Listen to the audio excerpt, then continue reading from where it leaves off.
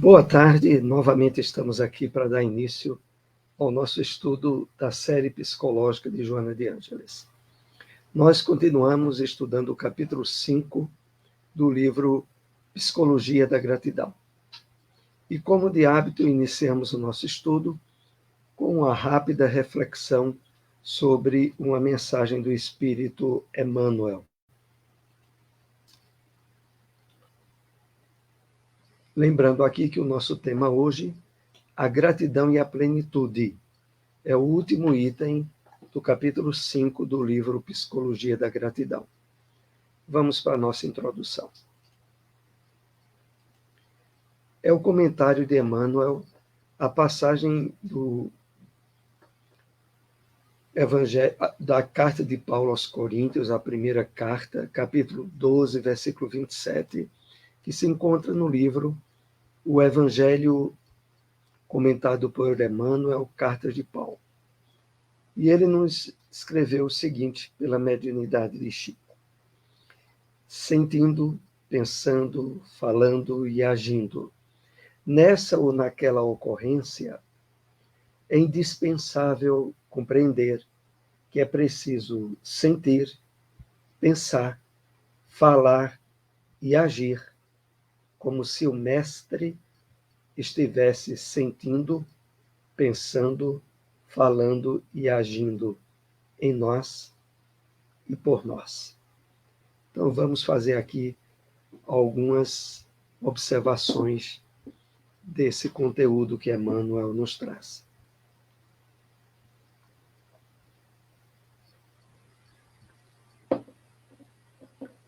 Essa passagem bíblica é uma referência ao contexto onde Paulo diz que nós somos o templo do Deus vivo.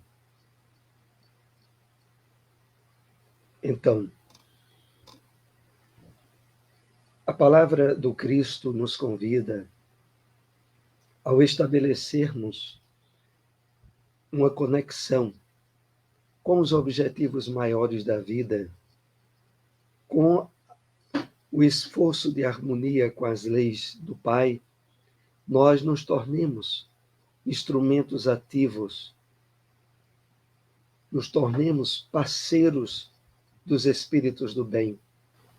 E para que isso aconteça de forma exitosa, é necessário sentir, pensar, falar e agir em consonância, em harmonia profunda com a palavra do Mestre.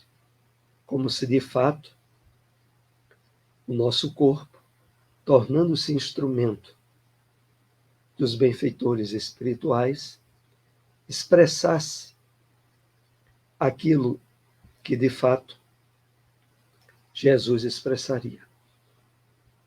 E aqui é importante fazermos outra consideração. Normalmente se apresenta 1000 obstáculos e dificuldades para que isso possa acontecer. A inferioridade espiritual que trazemos, os conflitos não resolvidos conosco mesmos, que, aliás, é um dos propósitos do estudo da psicologia de Joana de Ângeles, nos ajudar ao mergulho no autoconhecimento, no despertamento do eu profundo, e nos tornarmos mais ativos no trabalho de sintonia com os objetivos maiores da vida. A dificuldade maior, refletindo sobre isso, é os impedimentos que ainda sustentamos dentro de nós contra nós mesmos. Resultado de toda uma herança de conflitos com as leis divinas, mas que agora, a partir do Evangelho do Cristo, e mais atualmente, com o Consolador prometido, com a psicologia de Joana de Ângeles, a psicologia espírita, vão se abrindo arestas e depois portas, para que, mergulhando no autoconhecimento, para que nos percebendo com objetivos que vão além de necessidades físicas, instintivas ou temporárias, nós consigamos, de fato, esse objetivo maior que já era proposto pelo apóstolo Paulo. Então, com essas reflexões, nós vamos iniciar o nosso tema, a gratidão e a plenitude. Aqui sempre lembrando que a proposta maior desse livro é a percepção e a conquista da gratidão como virtude, atuante no nosso dia a dia, e não como resultado de momentos de alegria ou de bem-estar, que, na verdade, de maneira nenhuma, refletem essa virtude que aqui nós vamos aprendendo a trabalhar. Vamos para o primeiro slide desse tema. A plenitude significa o encontro com a consciência ilibada, que sabe conduzir o carro orgânico no destino certo da iluminação. Vamos fazer aqui algumas considerações desse parágrafo bem conciso que Joana nos traz. A plenitude significando, sendo compreendida como um encontro com a consciência ilibada, a consciência pura, que sabe conduzir o carro orgânico no destino certo da iluminação. De fato, nós vamos aprendendo com a revelação espírita que dentro de nós jazem, estão depositados os germes, as sementes das virtudes divinas, embotadas pela sombra do nosso passado delituoso e que agora começamos a aprender a trabalhá-la, a ressignificá-la. E, desse modo, a despertando o eu profundo, a nossa consciência maior, ela assuma a condução do nosso corpo físico. Evidentemente, nos trilhos certos da iluminação. Porque são esses os objetivos maiores da nossa caminhada evolutiva. Prossigamos. Nada obstante, ninguém se pode libertar totalmente dos atavismos, sem adquirir novos hábitos, especialmente das heranças mitológicas que o vinculam de alguma forma à condição de humanidade. Portanto, sujeito a aflições e injunções do veículo carnal. Então, agora nós vamos, paulatinamente, adentrando no tema que Joana vai nos conduzindo nesse objetivo maior. E aqui ela diz o seguinte: ninguém se pode libertar totalmente dos atavismos sem adquirir novos hábitos. Os atavismos representam toda a nossa herança astral de reencarnações passadas, estruturadas, a maioria delas, em vícios, desequilíbrios e comportamentos desviados das leis divinas. Todo esse passado precisará ser devidamente ressignificado. E isso se dá na medida em que nós estabelecemos hábitos novos, dentre os quais aqui não poderíamos deixar de fazer referência, como, por exemplo, o hábito das leituras edificantes, de termos no nosso dia a dia um horário determinado para o mergulho na compreensão das leis divinas, como nos é mostrado nas obras espíritas. E esse hábito bem estabelecido é um exemplo disso que Joana aqui nos chama a fazer. A colocar no nosso psiquismo, a partir da nossa mente consciente, as estruturas definidoras do trabalho de libertação espiritual que passamos a exercer a partir dessa encarnação. E que nos vinculam, e aí ela, voltando ao texto, especialmente das heranças mitológicas. As heranças mitológicas fazem parte de todo um campo de fantasias, de mitos e de medos que não tem mais cabimento no nosso presente entendimento da vida. Desde os medos atinentes a criações como o inferno, como o diabo, Satanás, como se fossem representações vivas criadas por Deus. Na verdade, todas essas heranças mitológicas deixaram rastros no nosso psiquismo, que hoje causam, numa grande maioria da humanidade, campos abertos para o ateísmo e a dúvida da existência de Deus. Então, voltando aí ao texto, que de alguma forma a condição de humanidade, portanto, sujeito a aflições e injunções do veículo carnal. Então é isso. Nós temos, na presente oportunidade encarnatória, as advertências reiteradas da revelação espírita sobre essa aquisição de novos hábitos, para que sejam completamente substituídos os atavismos do nosso passado. A plenitude é o estado de harmonia entre as manifestações psíquicas, emocionais e orgânicas, resultantes do perfeito entrosamento da mente, do self e do ego, integrando-se sem luta, a fim de ser readquirida a unidade.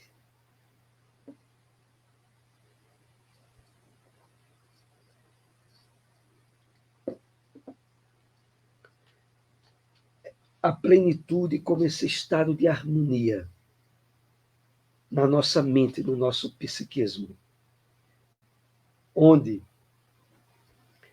há uma integração, um entrosamento entre self, ego, a nossa própria mente, a fim de ser readquirida a unidade. Como assim?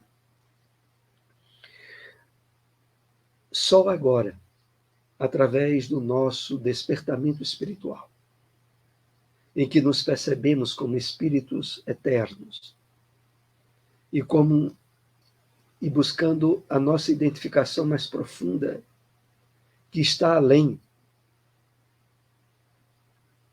do que o nosso ego apresenta em termos de identificações temporárias, aonde a personalidade atual com a qual nos identificamos tem também o seu papel transitório. Mas o nosso eu profundo, o nosso self, começando agora a receber atenção e diretriz, vem ocupar o lugar para o qual as leis divinas o possibilitou. E isso se dá de uma forma harmoniosa, não é conflitiva com a persona ou com o ego. Não. É percebendo justamente num trabalho de equilíbrio desse nosso campo psíquico, que nunca antes havia acontecido. Porque o que se dava conosco quando estávamos envolvidos pelo materialismo e não nos percebíamos na nossa verdadeira natureza, era o sabotamento do ego a quaisquer possibilidades de despertamento do self, dos ideais divinos que nós trazemos dentro de nós. Mas agora, nas novas perspectivas que se abrem pela nossa compreensão da vida, com bases na nossa verdadeira natureza, o self vai preencher e ocupar o seu devido lugar. Dirigindo, então, de forma equilibrada, espaço e energia antes ocupado pelas sombras do nosso passado, do nosso inconsciente, e que agora são devidamente trabalhadas pelo campo vasto e iluminado que se abre para nós na identificação com a espiritualidade maior, a fim de ser readquirido a unidade. Prossigamos. Essa conquista luminosa, resultado da aquisição da autoconsciência, liberta o sentimento de gratidão, que faz parte da individuação, produzindo uma aura de mirífica luz em torno do ser vitorioso sobre si mesmo. Essa conquista luminosa, lembrando aqui, luminoso como sinônimo de sagrado, de profundamente espiritual, resulta da aquisição da autoconsciência. De fato, é na medida em que nós, utilizando de instrumentos como a prece, a meditação, a reflexão a respeito da verdadeira vida e da nossa natureza espiritual, é que vamos estabelecendo esses elementos de aquisição da autoconsciência. E aí, libertando o sentimento de gratidão, que faz parte da individuação. Vamos entender essa frase. Para que possamos, de fato, estarmos gratos naqueles termos de aquisição de virtude que falamos no início do estudo. Só é possível na medida em que nós nos espiritualizamos, trabalhamos a nossa autoconsciência e, como resultado natural, surge e é vivenciado a virtude da gratidão. Essa virtude tem sido sabotada pelas tentativas do homem viver distanciado das leis divinas, de viver nas ilusões do materialismo, que sempre traz, mais cedo ou mais tarde, uma dose pesada de frustração e de sofrimentos. E isso mina, tira a estrutura da vivência desse sentimento, dessa virtude da gratidão. E faz com que as pessoas apenas se percebam gratas em vagos momentos de alegria temporária. Quando, na verdade, percebendo o verdadeiro sentido da vida, se percebendo como espírito imortal, destinado à felicidade e à perfeição, a natural consequência disso é estarmos profunda e perenemente gratos a Deus e à vida. Quer enfrentando momentos fáceis ou momentos difíceis, como falamos no nosso estudo anterior. Se encontram lá no nosso canal no YouTube, caso alguém que esteja nos assistindo não tenha acompanhado. Então, é necessário, desse modo, esse trabalho de espiritualização em nós. E depois Joana acrescenta, produzindo uma aura de mirífica luz em torno do ser vitorioso.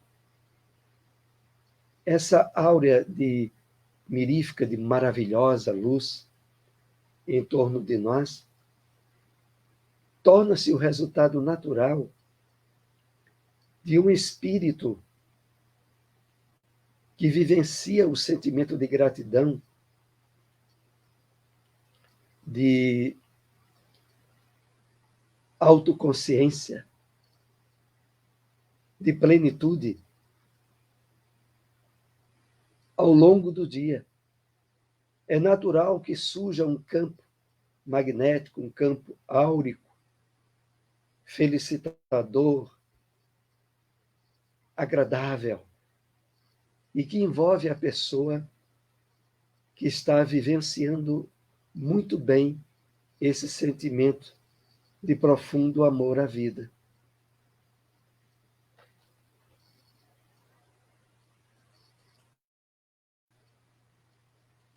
O ato de alcançar esse estado psicológico de autointegração faculta a perspectiva de uma expansão da consciência na direção da divindade, de onde procede para onde retorna, sempre que encerra um dos ciclos da aprendizagem terrena.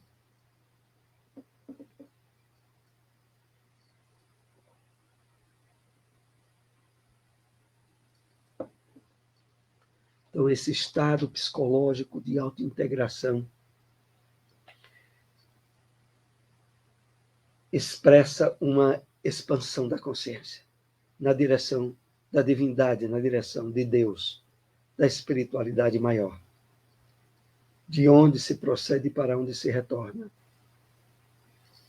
De fato, todo esse trabalho de vivência da virtude e da gratidão nos conecta naturalmente aos espíritos benfeitores, né, aos representantes da divindade nos círculos terrenos. E isso, naturalmente, tenderá a intensificar-se e a expandir-se.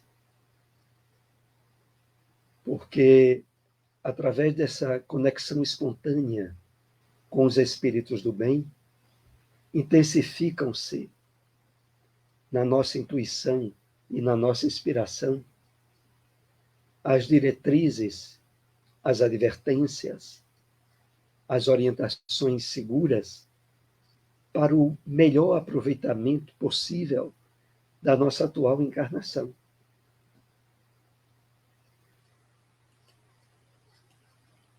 O espírito está fadado, está condenado, entre aspas, à plenitude, desde quando criado por Deus, simples e ignorante. Simples porque destituído das complexidades do conhecimento, da razão, do discernimento, ignorante em razão do predomínio da sombra no self e na ausência de recursos intelecto-morais. Vamos analisar aqui mais detidamente essa passagem que Joana de Ângeles nos traz. Então, primeiro de tudo, a consciência que devemos estar sempre presente de que nós fomos criados para a plenitude, para a felicidade, para a perfeição.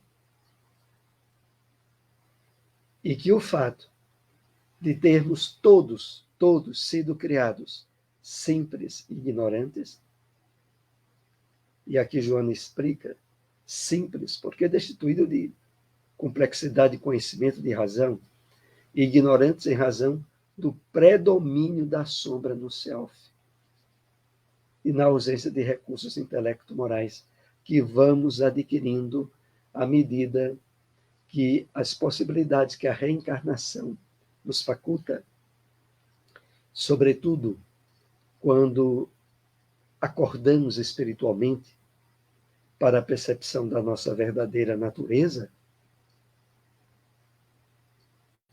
Esse estado de ignorância é naturalmente suprimido.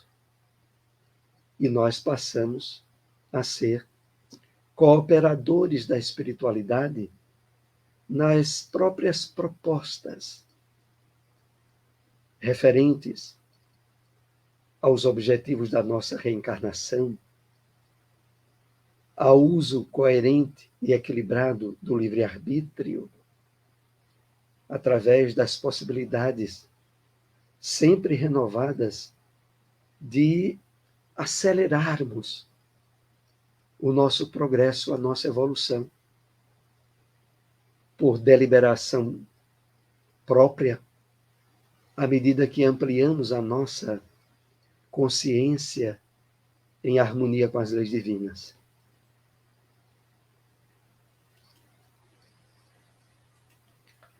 A sombra acompanha inevitavelmente o ser humano, enquanto ele se encontra no processo da autoiluminação, cedendo lugar à harmonia quando ocorre a libertação da matéria.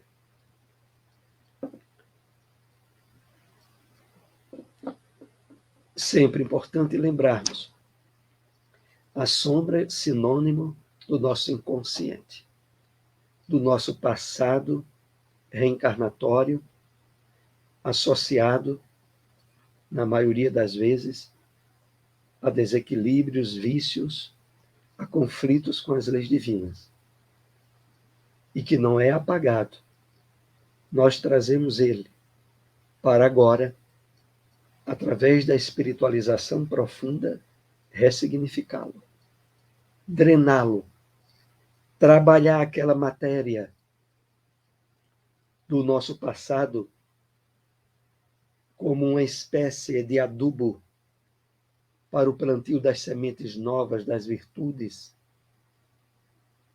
do nosso despertamento espiritual. Então, a sombra acompanha inevitavelmente o ser humano, enquanto ele se encontra no processo da autoiluminação. E, paulatinamente, claro, a sua superação vai cedendo lugar à harmonia quando ocorre a libertação da matéria. Libertação da matéria, entendamos aqui, como o alvo maior do nosso despertamento espiritual. Só na medida em que o nosso Cristo interno, o nosso self, assuma as diretrizes dos objetivos do que a gente pensa, sente e faz, é que essa libertação, de fato, se estabelece. O que se tem é adorno, sendo indispensável considerar-se psicologicamente o que se faz, o que se é, e tudo aquilo que se trabalha interiormente. Transformar em gratidão pela existência, pela oportunidade de autoiluminação. Vamos analisar com mais cuidado esse parágrafo. O que se tem, tudo aquilo que faz parte do mundo das formas, do mundo transitório, é adorno, sendo indispensável considerar-se psicologicamente o que se faz, o que se é. Porque é o mais importante. Tudo aquilo que se trabalha interiormente e que vai se transformar em gratidão pela existência, pela oportunidade de autoiluminação. Aqui nós somos apontados a refletir, nos dias atuais, até que ponto já podemos pensar em termos de espiritualidade profunda, de percebermos que estamos além da vestimenta física e de todas as possibilidades materiais que a vida nos tem emprestado. Quando tudo isso é retirado, vai sobrar o nosso psiquismo profundo, o nosso Cristo interno, a nossa individualidade, que passa, desde então, a estabelecer um clima de harmonia e de paz interiores que nos facultam, de fato, a superação de todo o campo de sombras que nós trazemos do passado. É nessa diretriz que Joana vai nos conduzindo no entendimento desse estudo. Vamos agora para o último parágrafo que separamos para refletir nessa tarde. São os valores morais, as conquistas espirituais, que respondem pela gratidão, que resulta de todas as oportunidades de crescimento e de valorização da existência, enriquecendo o ser humano de generosidade. Que maravilha, né? Vamos analisar mais detidamente esse último tópico. São os valores morais, as conquistas espirituais que respondem pela gratidão. De fato. Só na medida em que nós nos percebemos na superação de vícios, de desequilíbrios, na aquisição de virtudes, que naturalmente o profundo sentimento de gratidão vai se expandindo em nosso psiquismo, em nosso ser, que resulta de todas as oportunidades de crescimento e de valorização da existência, enriquecendo o ser humano de generosidade. Analisemos aqui essa última frase. A consequência natural da conexão que vai se estabelecendo com as leis divinas, com os propósitos maiores da nossa experiência reencarnatória,